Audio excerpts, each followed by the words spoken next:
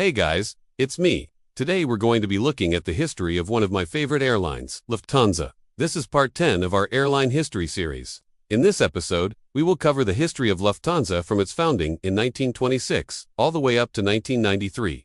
Let us get started. Lufthansa traces its origins back to two small German airlines, Deutscher Air Lloyd, based out of Bremen, and Junkers Luftverkehr, based out of Munich.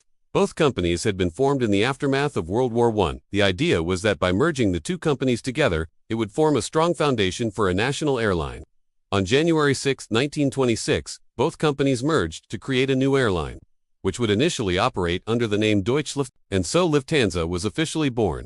Initially, the airline offered scheduled flights between Berlin, Munich, and Vienna, as well as some regional flights within Bavaria. By the end of 1926, Lufthansa was already expanding outside of Germany, creating a network throughout Europe and even establishing a route connecting Germany and the United States. Throughout the late 1920s and early 1930s, Lufthansa grew substantially. By 1933, Lufthansa had over 100 aircraft in its fleet and carried more than 1 million passengers per year. In February 1934, Lufthansa opened a new large maintenance and engineering base at Berlin-Tegel Airport. That same year, Lufthansa became the launch customer for the first four-engine commercial aircraft, the Junkers WWII. With the outbreak of World War II in 1939, Lufthansa's operations were heavily tied to the German state, becoming the transport arm of the Luftwaffe. All of its aircraft were confiscated and used for military purposes. Many of the pilots and crew also joined the military effort. The company itself continued to exist, but wasn't allowed to conduct any civilian operations. After Germany's defeat in 1945, Lufthansa ceased operations altogether. On May 20, 1945, the entire company was placed under Allied control. They divided the company into four separate sections, one for each of the victorious Allied nations. Over the next few years, these sections would go on to form several different airlines, including the British and American zones, which eventually merged to form a company called Conair. However, they still remained under official military control. Lufthansa would not be reborn until 1953, when the Federal Republic of West Germany needed a national airline to represent the new democratic government. The company founded in 1953 is not legally the same company as the one founded in 1926, but it does continue the legacy of the original.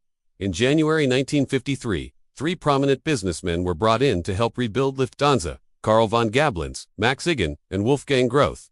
These three men were given full authority to hire staff, purchased aircraft, and set fares, effectively making them the founders of the new Lufthansa. The airline began operations on May 1, 1953, with just 9 aircraft and 250 employees. It offered flights to 14 destinations in Europe, with its main hub at Frankfurt Airport. Unlike many other airlines, Lufthansa didn't begin with a mixture of passenger and freight operations. It started off as strictly a passenger airline. However, soon after starting up operations, the company created Lufthansa Cargo to transport freight on its passenger aircraft.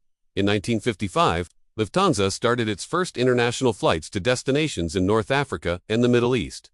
As the airline expanded, it also modernized its fleet, taking delivery of the first Boeing 707 in 1960, which allowed the carrier to expand its long-haul network to destinations in Asia and North America. The same year, Lufthansa became the second airline in the world to take delivery of a Boeing 707. In 1968, Lufthansa introduced a new business-class product on its Boeing 707s, complete with lie-flat beds. Lufthansa was the first airline in the world to offer such a product. During the 1970s, Lufthansa grew rapidly, becoming one of the largest international airlines in the world. In 1973, it took delivery of its first Airbus A300. This made Lufthansa the launch customer for Airbus, an important distinction that helped establish Lufthansa as a technologically advanced airline. At the start of the 1980 Munich Olympic Games, Lufthansa unveiled a new livery for its aircraft, replacing the old tailfin design. The new livery featured a new color scheme, a deep blue with a red and white motif.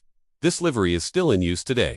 Throughout the late 1980s, Lufthansa grew even larger, expanding its route network and adding new aircraft to its fleet. It was one of the first airlines to take delivery of the Boeing 747-400. In 1993, Lufthansa underwent another major transformation when it was fully privatized.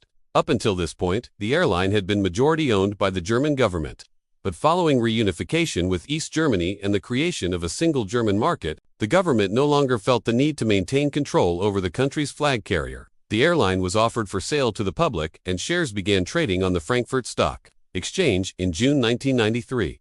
This marked the end of Lufthansa's era as a state-owned enterprise and marked the beginning of a new chapter in the airline's history. And there we have it. That is the history of Lufthansa from its founding in 1926 until 1993.